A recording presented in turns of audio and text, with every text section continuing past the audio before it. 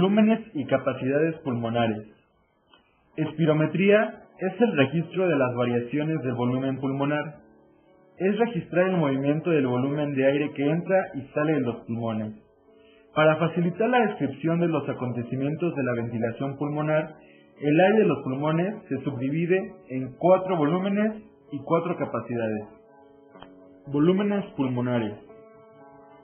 El volumen corriente es el volumen de aire que se inspira o se expira en cada respiración normal.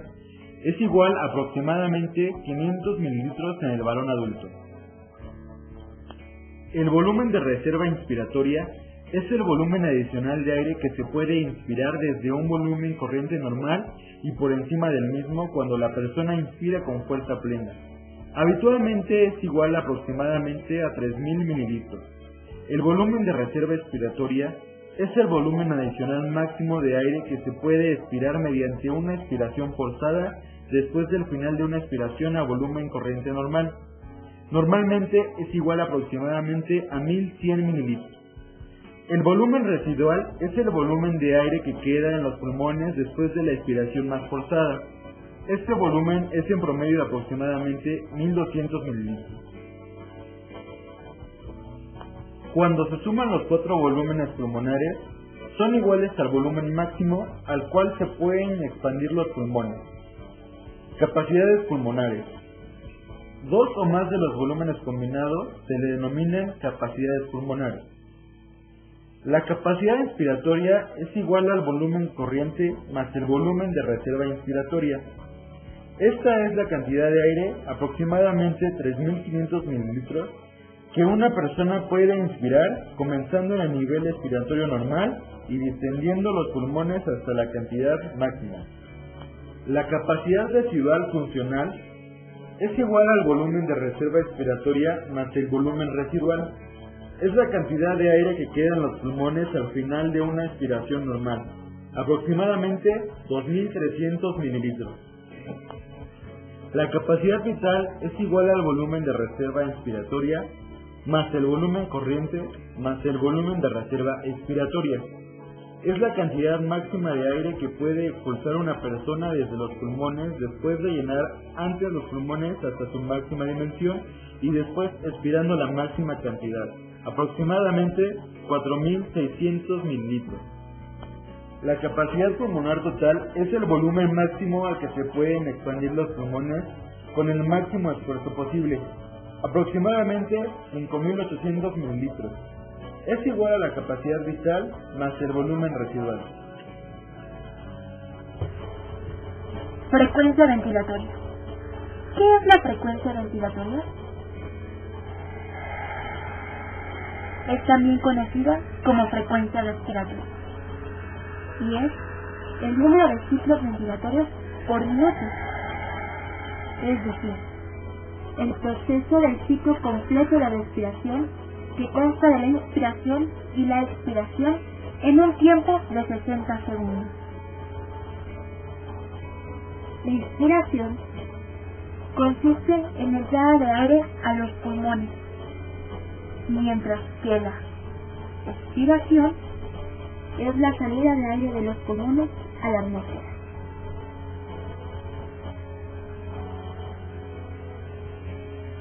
Se observa por la expansión del tórax y el bajar del diafragma en la inspiración y al volver el tórax a su posición inicial y subir el diafragma en la expiración.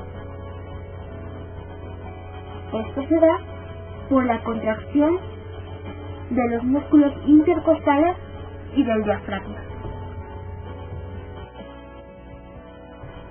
¿La frecuencia ventilatoria es igual en todos?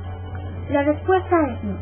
La frecuencia variará según la edad, variará según el género y variará según la actividad que estemos realizando, ya sea ejercicio en el parque, estudiando en una aula de clases, en la cafetería, caminando, y la frecuencia ventilatoria aumentará si realizamos alguna actividad que requiere esfuerzo físico que cuando estamos en deporte. En el recién nacido en deporte, tanto en niña como en niño, su frecuencia respiratoria será de 40 a 50. De 0 a 1 año, en niños será de 23 a 39 y en niñas de 24 a 36 respiraciones por minuto. De 1 a 2 años, los niños tendrán de 22 a 30 y las niñas de 23 a 31 respiraciones por minuto. De 4 a 5 años, los niños tendrán de 21 a 25 respiraciones por minuto y las niñas de 20 a 24. De 9 a 10 años, tanto las niñas como los niños tendrán 17 a 21 respiraciones por minuto. De 14 a 15 años, los niños tendrán de 16 a 20 y las niñas de 15 a 21 respiraciones por minuto. De 17 a 18, los niños tendrán de 13 a 19 respiraciones por minuto y las niñas de 14 a 20. La frecuencia ventilatoria normal en reposo varía en relación al estado de vigilia o sueño. La diferencia es más marcada en los niños. En la vigilia es de 58 a 75 respiraciones por minuto y en el sueño es de 22 a 31. En niños más grandes, que son de 12 a 14 años, en la vigilia están de 18 a 26 respiraciones por minuto y en el sueño de 15 a 18. Volumen ventilatorio por minuto. La ventilación se mide cuantificando el volumen de aire que entra y sale de las vías aéreas en un minuto. Para esto seguiremos varios pasos. La cifra obtenida es muy variable. Va a depender de la edad. Dependerá del género del individuo. También dependerá del peso y de la talla de la persona. Para conocer el volumen por minuto de un sujeto, se multiplicará el volumen alveolar, que será de 350 mililitros, por la frecuencia respiratoria de 14 por minuto. Así, obtendremos la ventilación alveolar, que será de 4.900 mililitros sobre minuto. Multiplicando el volumen del espacio muerto, que es de 150 mililitros, por la frecuencia respiratoria de 14 por minuto, obtendremos la ventilación del espacio muerto, que será de 2.100 mililitros sobre minuto. La suma del volumen alveolar, que es de 350 mililitros, más la del volumen del espacio muerto, que obtuvimos de 150, nos dará el aire corriente, que será de 500 mililitros. Multiplicando este aire corriente por la frecuencia respiratoria de 14 por minuto, se obtiene el volumen por minuto. Este volumen por minuto será de 7.000 mililitros sobre minuto. Resistencia. Resistencia es toda fuerza que se opone a algo. La resistencia de las vías aéreas es la fuerza que opone al paso del flujo aéreo. Físicamente la podemos expresar por la fórmula resistencia es igual a presión sobre flujo, lo cual se va a expresar en centímetros de agua sobre litros sobre segundo. La resistencia de las vías aéreas depende de dos factores: las características del flujo aéreo, en las cuales vamos a ver su velocidad, su grado de turbulencia y viscosidad, además de las características propias de la vía aérea, todo lo que disminuye el calibre de ellas por espasmos, secreciones, deformaciones o rigidez. Aumenta la turbulencia del flujo y disminuye el calibre, y todo ello aumenta la resistencia. El 80% de la resistencia de las vías aéreas se encuentra desde la nariz hasta los bronquios de séptima generación y solo el 20% restante por las vías periféricas. Esto es dado por las fuerzas generadas por el trabajo muscular durante el ciclo respiratorio. Todo lo que disminuye el calibre por espasmos y secreciones y rigidez aumenta la turbulencia del flujo y disminuye el calibre, todo ello aumenta la resistencia. Estas fuerzas que se oponen al flujo aéreo por las fibras del tejido muscular y bronquial son denominadas resistencias elásticas y resistencias viscosas.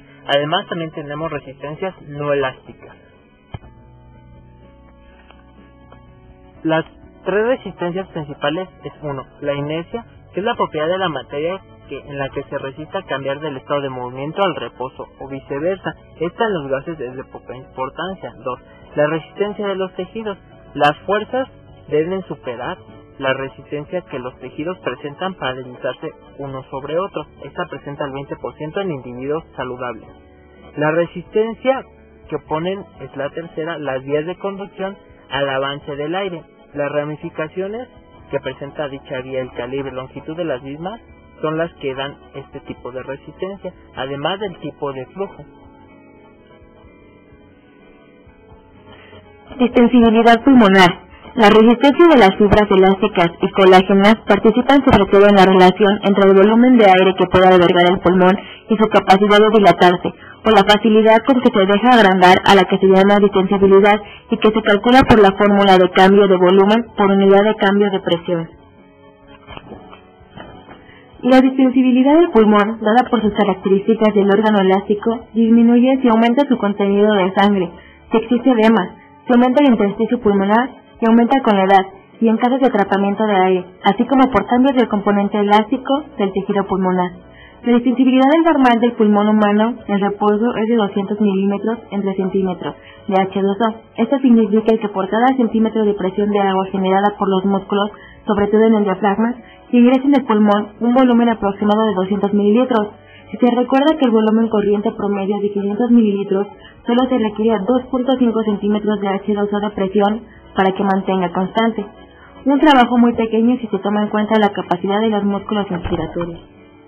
Para determinar la distensibilidad pulmonar, se requiere medir la presión esofágica mediante un pequeño globo que es diglutido por el sujeto. Esta medición sirve para determinar los cambios de presión esofágica que serán interpretados como los cambios de presión intrapleural que ejercerán su acción sobre la superficie pulmonar. Se le indica al sujeto que inspire o expire por etapas, que se van sumando sucesivamente en la misma inspiración y expiración y se correlacionan con los volúmenes con la presión y se grafica la curva presión sobre volumen, que equivale al registro gráfico del comportamiento elástico del pulmón. Bueno, y ahora hablaremos sobre la retractibilidad pulmonar. Bueno, ¿qué es la retractibilidad pulmonar? Es el fenómeno contrario a la distensibilidad, que es la propiedad elástica del pulmón para recuperar su forma. La retracción elástica del pulmón aumenta a medida que aumenta el volumen pulmonar.